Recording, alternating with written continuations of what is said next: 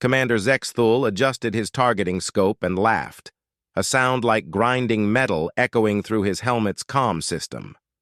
Below in the valley, a small group of humans had taken shelter behind their crashed transport vessel. The ship was smoking, its hull cracked open like an egg, spilling emergency supplies and wounded soldiers onto the red dirt of Kepler 442b. "Look at them," Zexthul said to his squad of hegemony soldiers positioned along the ridge. "Primitive mammals thinking they can challenge the Empire. Their weapons are antiques. Their armor looks like it was made from scrap metal." The other soldiers chuckled, their advanced combat suits gleaming in the alien sun. Each hegemony warrior stood 8 feet tall, their exoskeletons powered by fusion cells that could run for months without recharging. Their weapons fired concentrated plasma bursts that could melt through titanium like butter. They had conquered 47 star systems using this same technology, and humans were just another backward species in their path. "Sir, should we finish them now?" asked Sergeant Vector, his weapon already charging with a high-pitched whine. "It would be quick, almost merciful." "No," Zexthul replied, zooming in on the humans below. He counted maybe 30 survivors from what had been a full transport of 200 soldiers. "Let them suffer. Let them understand how hopeless their situation is. We have time. Our reinforcements arrive in 6 hours, and these insects have nowhere to run." Through his scope, Zexthul watched the humans dragging their wounded behind makeshift barriers. They moved with quick efficiency, but their equipment looked pathetic compared to hegemony standards. Their rifles fired simple kinetic rounds, chunks of metal propelled by chemical explosions. Their armor was basic ceramic and steel plates. They had no energy shields, no powered suits, no advanced targeting systems. "The intelligence reports were correct," Zexthul continued, broadcasting to his entire platoon. "Humans are barely beyond the Stone Age. They only achieved faster-than-light travel 50 years ago. We've had it for 3 centuries. This isn't a battle. It's an extermination." Down in the valley, a human soldier with sergeant stripes was shouting orders. He appeared to be setting up some kind of defensive perimeter using debris from their crashed ship. Other humans were tending to wounded comrades, sharing water and checking their primitive weapons. Zexthul found their determination amusing but pointless. "They don't even understand what they're facing," laughed Private Kolshan. "The data files say humans still fight wars with each other using ground vehicles and aircraft. They've never encountered shield technology or plasma weapons.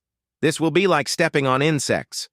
The humans had been trying to establish a colony on Kepler 442b when the hegemony fleet arrived to claim the system. The planet had valuable mineral deposits that the Empire needed for their continued expansion. The human colonists and their military escort were simply obstacles to be removed. Zexthul's orders were clear. Eliminate all human presence from the planet and secure the mining sites. "Commander," came a voice through the comm from the orbital command ship. "Status report on the ground operation." "Nearly complete, Admiral," Zexthul replied confidently. "We've destroyed their main transport and most of their equipment. A few dozen survivors are trapped in the valley with no escape route. We're waiting for them to despair before finishing the job." "Understood. Make it quick.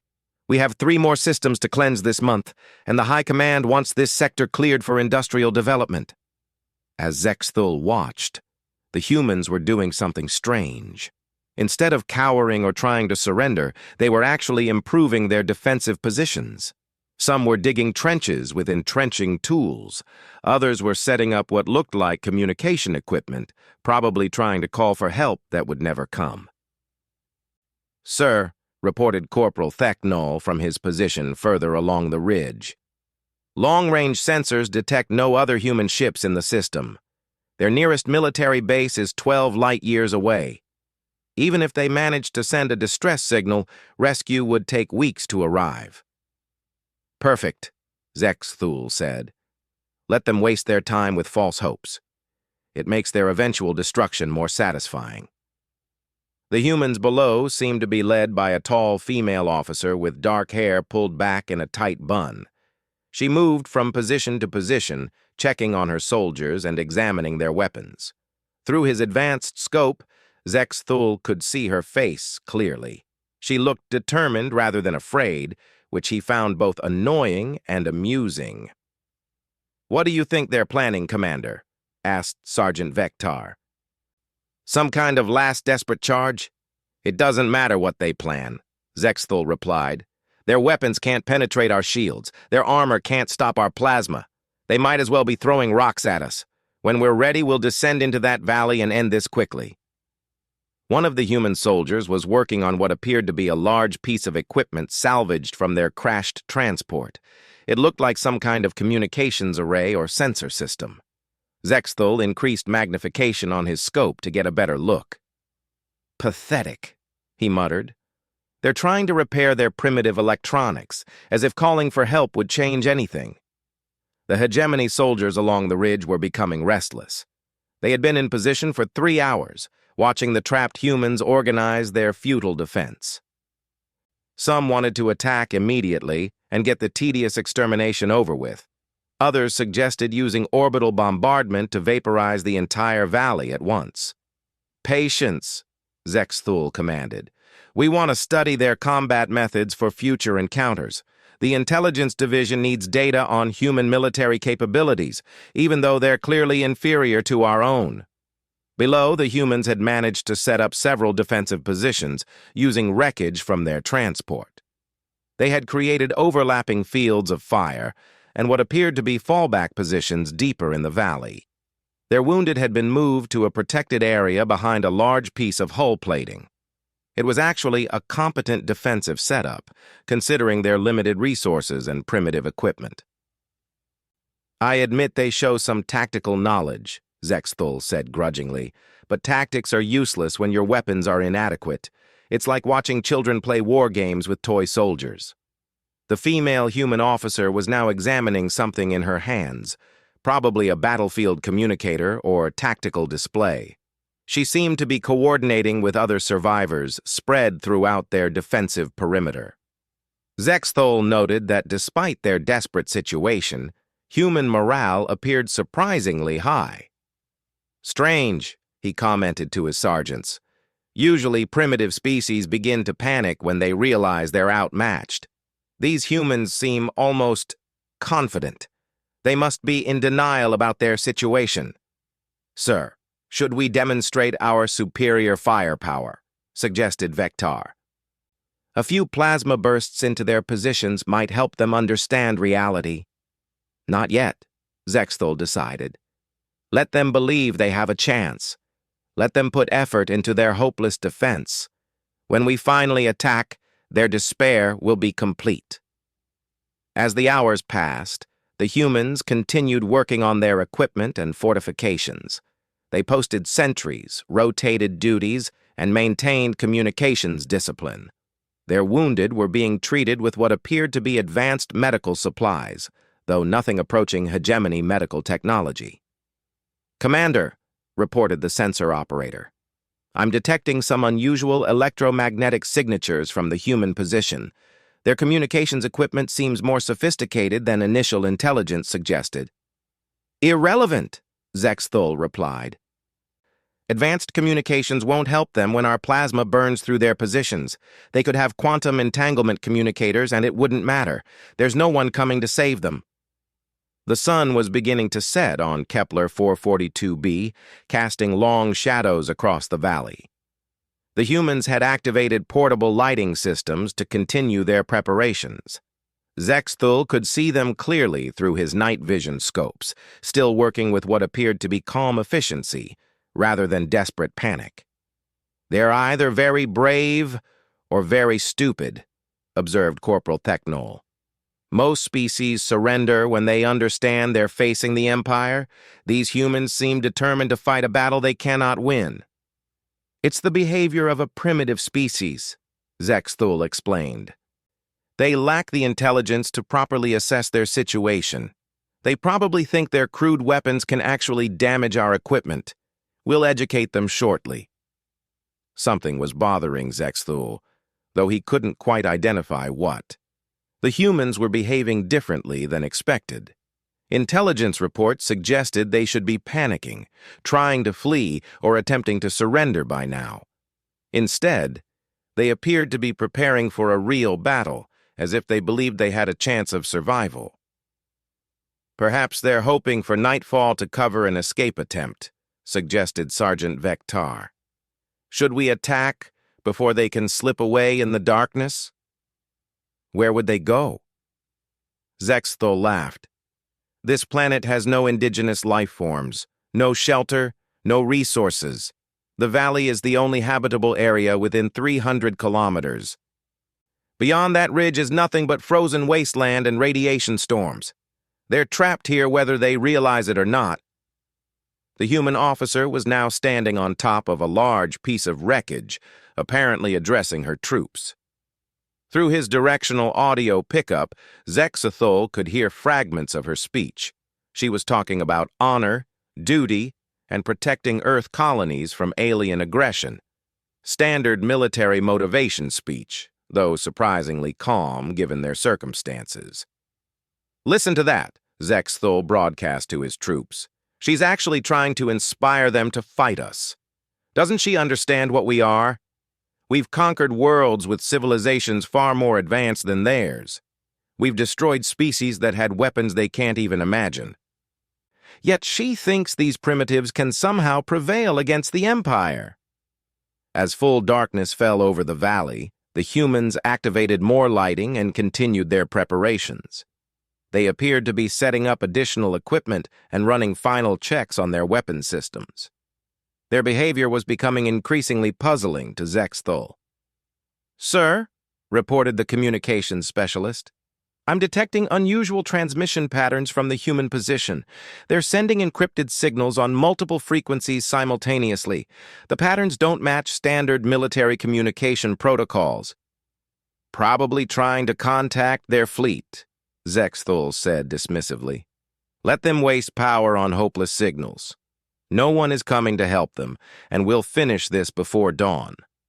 But deep in his tactical mind, a small voice was beginning to whisper that something wasn't quite right about this situation. The humans were acting like soldiers who had a plan, not like defeated troops waiting to die. Their equipment, while primitive-looking, seemed to be functioning with surprising efficiency, and that strange confidence in their movements suggested they knew something he didn't. Zexthul pushed these doubts aside. The Empire had detailed intelligence on human capabilities. They were a young species with crude technology and limited military experience. Nothing they could do would change the outcome of this engagement. Tomorrow would bring their destruction, and the hegemony would continue its expansion into human space. The night air was crisp and clear, perfect for the thermal imaging systems in his combat suit. Every human in the valley showed up as a bright heat signature against the cool ground. They were completely visible to his sensors, while remaining blind to hegemony positions along the ridge. When the attack began, it would be a massacre. "All units, prepare for dawn assault," Zexthul commanded. "In 6 hours, we eliminate the remaining humans and secure this planet for the Empire. Rest well, soldiers. Tomorrow will be easy work."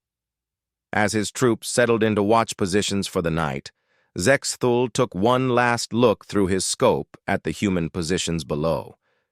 They were still working, still preparing, still acting like soldiers who believed they could win. He almost felt sorry for them. Almost. Dawn came slowly to Kepler 442b, painting the valley in shades of red and gold. Commander Zexthul activated his combat systems and prepared his troops for the final assault. Through his tactical display, he could see the human positions clearly outlined in the growing light. They had worked through the night, creating an impressive defensive network for such primitive equipment.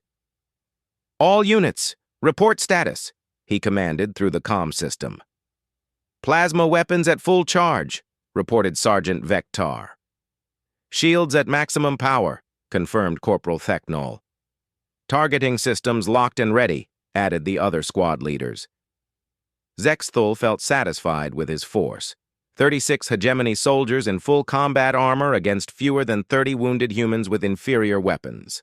The outcome was predetermined. This would be over quickly, and then they could begin the mining operations that would strip this planet of its valuable resources. "Begin descent," he ordered. "Maintain formation. Keep shields raised. Watch for desperate attacks, though their weapons are too weak to penetrate our defenses." The hegemony soldiers began moving down the ridge in a coordinated advance. Their powered armor made climbing over rocks and rough terrain effortless. Servo motors hummed quietly as hydraulic joints compensated for the uneven ground. Each soldier's helmet display showed tactical information about their teammates, enemy positions, and optimal firing solutions. "Commander," came a voice from the communications specialist, "the humans have stopped their transmissions. All electromagnetic activity from their position has ceased except for basic life support systems." "Good," Zexthul replied. "They've finally realized their situation is hopeless. Perhaps they're preparing to surrender after all." As they approached the valley floor, Zexthul could see the human defensive positions more clearly. The survivors had done remarkable work with limited resources. Barricades made from hull plating created overlapping fields of fire. Carefully positioned equipment provided cover for movement between positions. Even their wounded had been placed in locations that maximized protection while allowing them to contribute to the defense if necessary. "I must admit," Zexthul said to his officers, "these humans show competent tactical planning. If they had proper weapons and armor, they might actually pose a challenge. But tactics cannot overcome technological superiority." The lead elements of his force reached the edge of the human perimeter. Zexthul raised his plasma rifle and activated his targeting system. The weapon's power cell hummed as it prepared to fire concentrated energy capable of melting through any human-made material. His helmet display highlighted multiple targets and calculated optimal attack vectors. "Humans of Earth," he broadcast on general frequencies, "surrender now and your deaths will be quick. Resist, and you will suffer before the inevitable end." The response came immediately, not words but action. Human soldiers suddenly appeared from concealed positions throughout the defensive network. Their movements were swift and coordinated, like a machine coming to life. Weapons appeared from hidden storage points, and equipment that had seemed damaged suddenly activated with electronic whines and mechanical clicks. "What?" Zexthul began, but his question was cut short by the sound of human weapons firing. But these weren't the crude kinetic weapons he expected. The sounds were wrong. Sharp electronic cracks instead of chemical explosions. Bright beams of coherent light lanced out from human positions, striking hegemony soldiers with pinpoint accuracy. The beams weren't the diffuse plasma bolts of Empire weapons, but concentrated laser pulses that cut through the morning air like brilliant needles.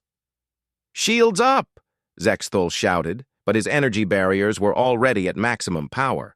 The human laser beams struck the translucent force fields around hegemony soldiers and passed right through them without slowing down. Sergeant Vectar screamed as a laser beam struck his chest armor. The concentrated energy burned through the composite plating like it was paper, sending molten metal spattering across the ground. Another beam hit his leg servo, and his powered suit stumbled as hydraulic fluid began spraying from severed lines. "Impossible!" Zexthul roared. "Their weapons cannot penetrate our shields. The intelligence reports confirm they only have primitive firearms." More laser beams swept across the hegemony formation. These weren't random shots from panicking soldiers, but precisely aimed fire from positions calculated to create maximum destruction. The humans had studied the hegemony advance route and prepared accordingly. Every shot was finding its target with devastating accuracy. Corporal Thechnol tried to return fire with his plasma rifle, but as he raised the weapon, a human laser beam struck the power coupling. The rifle exploded in his hands, showering him with superheated components. He fell backward, his suit's systems sparking and smoking. "Commander!" came frantic voices over the comm. "These aren't kinetic weapons. They're using directed energy systems. Our shields are calibrated for plasma and particle beams, not coherent light." Zexthul's mind raced as he tried to process what was happening. Human technology wasn't supposed to include advanced laser weapons. Their military files indicated crude projectile firearms and basic explosives. But these laser systems were sophisticated enough to bypass hegemony shield frequencies entirely. A brilliant red beam passed inches from his helmet, leaving a glowing trail in the air. The shot had been deliberately aimed to miss, a warning, not an attempt to kill. Through his tactical display, he could see human soldiers maintaining perfect fire discipline, their shots coordinated and controlled. "Fall back," he ordered. "Regroup on the ridge. Adjust shield frequencies to compensate for laser attacks." But as his troops attempted to withdraw, the humans revealed another surprise. Hidden emplacements throughout the valley opened fire with weapons that defied all expectations. Particle beam cannons that had been disguised as broken equipment sent streams of accelerated matter into hegemony positions. Electromagnetic pulse generators created localized energy storms that disrupted combat suit electronics. "This is impossible," Zexthul broadcast to his fleet in orbit. "Humans don't have this technology. They're using weapons that shouldn't exist for another century of their development." The response from Admiral Kethvar was sharp with anger. "You assured me this was a simple extermination mission. Primitive mammals with crude firearms." "That's what the intelligence reports indicated," Zexthul replied while dodging another laser beam. "Either our information was completely wrong, or these humans aren't what they appear to be." A new voice entered the communication channel, the human female officer he had been watching through his scope. Her voice was calm and professional, speaking perfect hegemony standard. "Commander Zexthul of the 3rd Assault Legion," she said.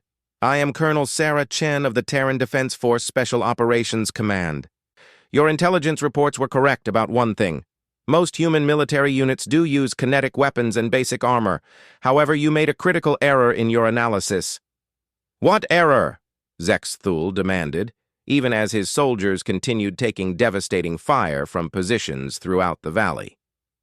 "You assumed that a human military transport would carry standard infantry," Colonel Chen replied. "This vessel was carrying experimental weapons division personnel and prototypes destined for our research facility on Kepler 442b.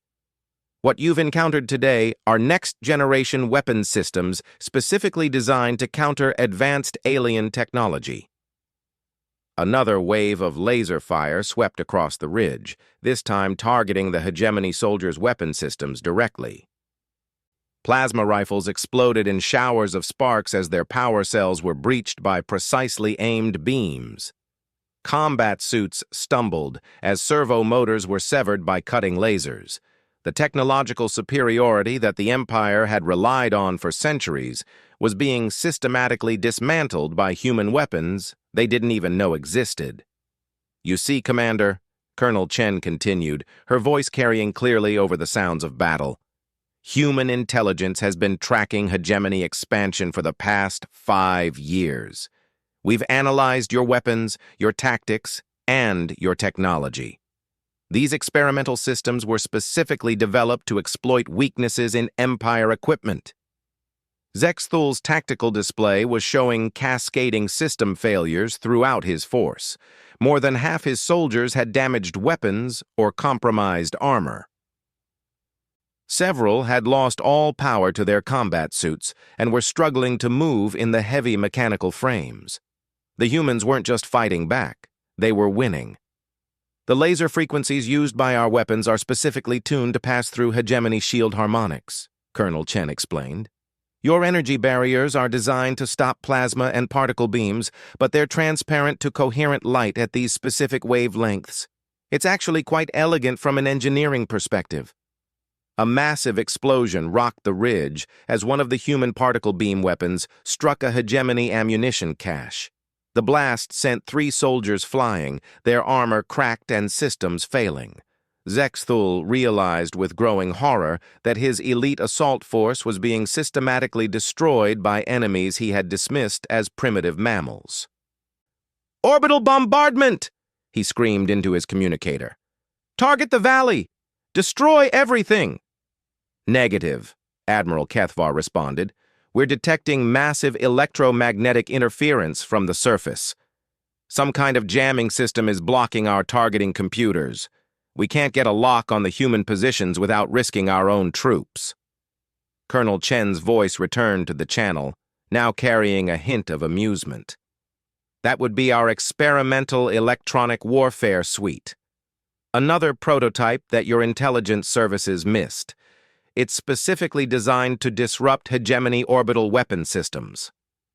Zexthul watched in disbelief as more of his soldiers fell to the relentless human attack.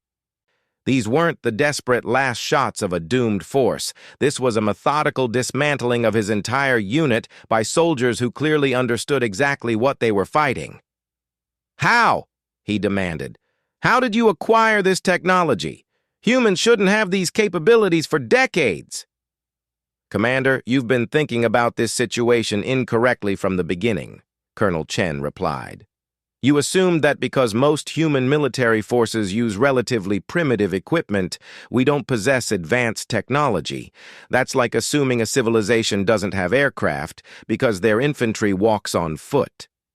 Another precisely aimed laser beam struck Zexthul's own weapon, rendering it useless. The beam had been carefully calibrated to destroy the weapon without harming him, clear evidence of the incredible precision of human targeting systems. "The truth is, human technology development follows a different path than yours," Colonel Chen continued. "Instead of standardizing advanced equipment across all forces, we concentrate our most sophisticated weapons in specialized units. What you're facing today represents the cutting edge of human military science." Zexthul's combat suit was now showing multiple system warnings. His shield generator had been damaged by electromagnetic pulse, his weapon was destroyed, and his communication array was operating on backup power. Around him, the remnants of his once proud assault force were in similar condition. "This is a trap," he realized aloud. "You wanted us to attack. You prepared for this exact scenario." "Very good, Commander," Colonel Chen confirmed. "Your empire has been expanding through this region for months, following predictable patterns. We knew you would eventually target Kepler 442b for its mineral resources. We also knew you would send a standard assault force based on your assessment of human capabilities, so we prepared accordingly." The implications hit Zexthul like a physical blow. If humans could create weapons this advanced, if they could plan operations this sophisticated, then everything the Empire believed about human military potential was wrong. Completely, catastrophically wrong. "Surrender, Commander," Colonel Chen said, her voice now carrying the authority of someone who held all the advantages.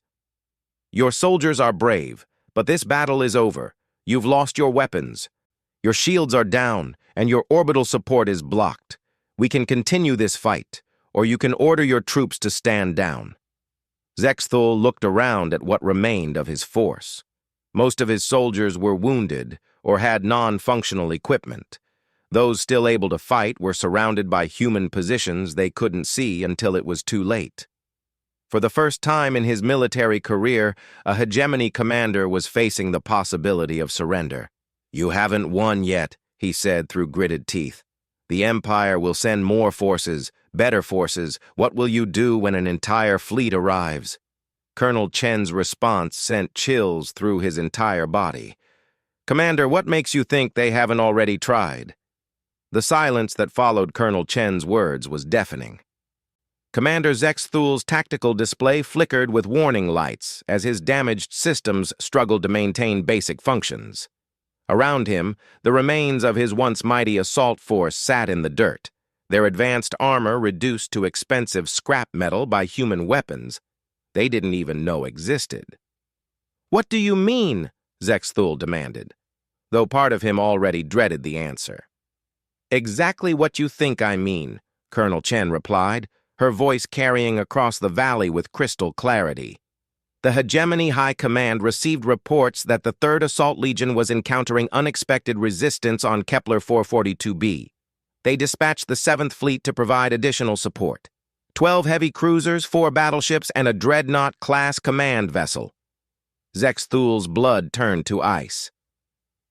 The 7th Fleet was one of the Empire's most powerful naval formations, capable of sterilizing entire star systems. If they were coming to Kepler 442b, it meant the High Command was taking the human threat seriously.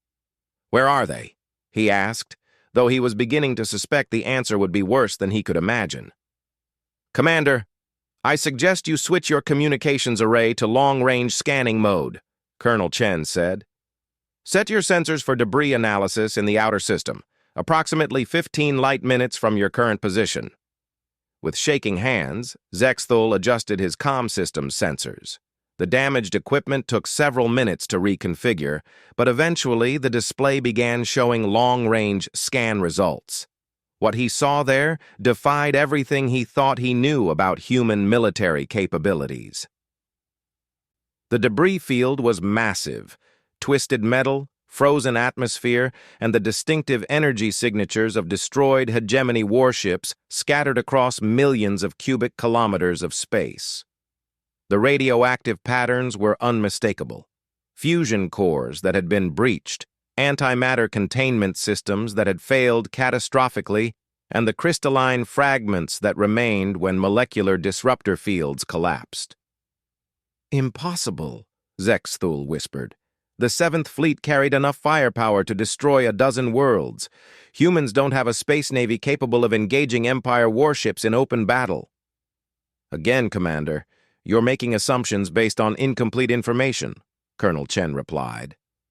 "You're correct that Earth doesn't maintain a traditional space fleet comparable to the Empire's forces. But you're wrong about human military capabilities in space." Through his damaged visor, Zexthul could see Colonel Chen standing atop the wreckage that had concealed her command post. She was a tall, imposing figure, even without powered armor, and her calm confidence was more terrifying than any weapon she might have carried. "Humans approach space warfare differently than most species," she continued. "Instead of building massive fleets of traditional warships, our military doctrine emphasizes mobility, stealth, and technological advantage. What destroyed your 7th Fleet were experimental combat platforms that your sensors couldn't even detect until it was too late." "What kind of platforms?" Zexthul asked, his voice barely audible. "Automated weapon systems designed specifically for anti-capital ship operations," Colonel Chen explained. "They're small, fast, and nearly invisible to conventional sensors. Each one carries a single-shot antimatter torpedo with yield sufficient to crack open a battleship's hull. We deployed 3,000 of them throughout this system when we detected the 7th Fleet's approach." The implications were staggering. If humans could deploy thousands of stealth weapons platforms, if they could destroy an entire Imperial fleet without suffering significant losses themselves, then every strategic calculation the Empire had made about human military potential was fundamentally wrong. "Your automated platforms couldn't have survived the counterattack," Zexthul protested. "Hegemony point defense systems are the most advanced in known space." "They are indeed impressive," Colonel Chen agreed. "But they are designed to track and engage conventional missiles and fighters. Our platforms use adaptive camouflage technology that renders them effectively invisible to your targeting computers. By the time your point defense systems detected incoming torpedoes, it was far too late to respond." Through his tactical display, Zexthul was receiving additional sensor data from the outer system. The debris field contained the unmistakable signatures of at least 16 major warships, more than the 7th Fleet should have carried. His confusion must have shown on his face, because Colonel Chen continued her explanation without being asked. "The High Command sent reinforcements when they lost contact with the 7th Fleet," she said. "The 12th Fleet arrived 6 hours ago, followed by elements of the 5th Fleet 3 hours after that. All with the same results. Your Empire has now lost over 40 major warships attempting to take this single star system." The magnitude of the disaster was beyond Zextul's ability to process. 40 Imperial warships represented more firepower than most species possessed in their entire military forces. The destruction of such a fleet would send shockwaves throughout the Empire and fundamentally alter the balance of power in this region of space. But how? He demanded. How did a primitive species develop technology advanced enough to challenge the Empire? Your civilization has barely achieved interstellar travel. Because we're not primitive, Commander, Colonel Chen replied patiently. We're different. Human military development has followed a unique path because our species has a unique history. We've spent thousands of years fighting wars against opponents with superior numbers, better positions, or more advanced equipment. We learned to win by being smarter, faster, and more adaptable than our enemies. She gestured toward the defensive positions throughout the valley, where human soldiers were maintaining perfect discipline despite having just achieved an impossible victory against technologically superior opponents. When we achieved faster-than-light travel and discovered we weren't alone in the universe, our military strategists immediately began preparing for the possibility of conflict with alien civilizations, she continued. We studied every species we could contact, analyzed their technology and tactics, and developed countermeasures specifically designed to exploit their weaknesses. You've been planning this war for 50 years, Zextul asked. We've been planning for every possible war for 50 years, Colonel Chen corrected. The hegemony is just one of 17 major galactic powers that we've identified as potential threats to human expansion. We have specific weapons systems and tactical doctrines designed to counter each of them. The casual way she delivered this information was perhaps the most frightening thing Zextul had heard yet. Humans weren't just fighting a desperate defensive action, they were implementing a carefully planned strategy that had been decades in the making. Every move the Empire had made, every tactical decision, every strategic choice had been anticipated and prepared for. The experimental weapons you've encountered today represent just one branch of human military technology, Colonel Chen continued. We have other systems designed for different types of conflicts. Biological weapons that target specific genetic markers. Nanotechnology that can disassemble enemy equipment at the molecular level. Quantum disruption fields that can render entire star systems uninhabitable. She paused to let the implications sink in, before delivering the final blow to Zextul's understanding of the galactic balance of power. And now that the Empire has initiated hostilities against human settlements, we're going to deploy all of them. The communication channel fell silent, except for the quiet static of damaged equipment.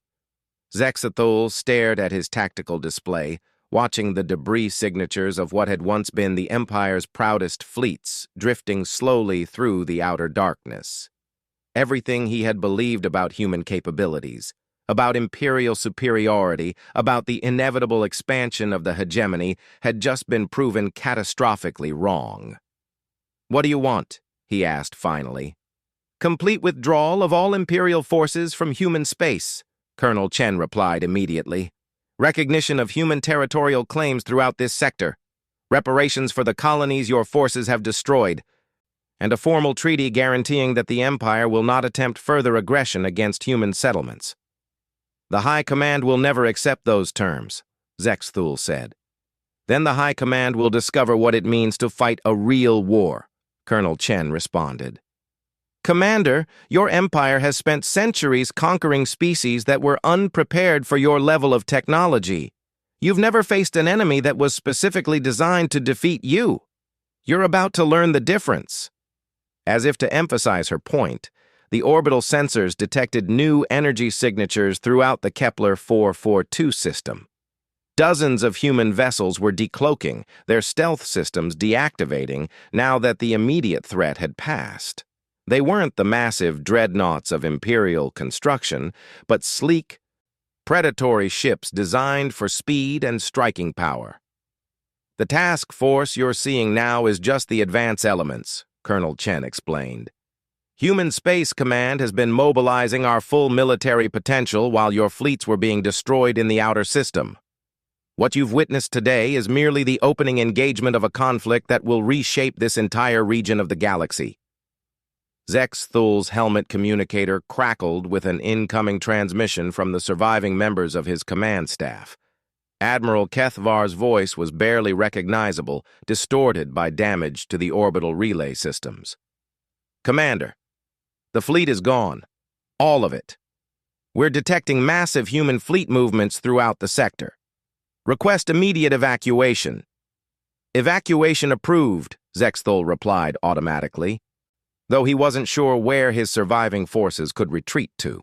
If humans had the capability to deploy stealth weapons throughout an entire star system, nowhere within several light years was truly safe. Colonel Chen seemed to read his thoughts. "We'll permit your surviving ships to withdraw, Commander. Consider it a gesture of good faith while your high command considers our terms. But understand that this is the only mercy you'll receive. The next Imperial forces to enter human space will not be given the opportunity to surrender." As the morning sun climbed higher over Kepler 442b, Zex Thul began the humiliating process of organizing the evacuation of what remained of his assault force. His soldiers moved slowly and carefully, their damaged equipment making every step a struggle. The humans maintained their positions but held their fire, allowing the defeated Imperial forces to retreat with what little dignity they could salvage. "Commander," Colonel Chen called as he prepared to board the evacuation shuttle. "A word of advice for your report to the High Command." Zex Thul turned to face her, noting that despite having just fought a major battle, she appeared completely composed and confident. There wasn't a trace of doubt or concern on her face, only the calm satisfaction of someone whose plans had worked perfectly. "The Empire has made the mistake of treating humans as primitives because our technology appears different from yours," she said. "But different doesn't mean inferior. It means we've solved the same problems in ways you never considered. That gives us advantages you can't anticipate and weapons you can't counter." She gestured toward the debris field visible in the morning sky, where the remains of Imperial fleets continued their slow drift through the void. "Tell your High Command that humanity is not another species to be conquered. We are your technological equals. We have been preparing for this conflict for 50 years, and we are very, very good at war. The Empire can choose peace, or it can learn firsthand why humans have survived and thrived on a world where everything was trying to kill us for millions of years." As the evacuation shuttle lifted off from the valley, carrying the remnants of the 3rd Assault Legion back to their damaged fleet, Zex Thul stared down at the human positions below. Colonel Chen and her soldiers were already breaking down their equipment and preparing to move out, their mission accomplished with devastating efficiency. For the first time in 3 centuries of expansion, the Hegemony Empire had encountered an enemy that was not only capable of resisting their advance, but of inflicting crushing defeats on their most powerful forces. The galaxy would never be the same.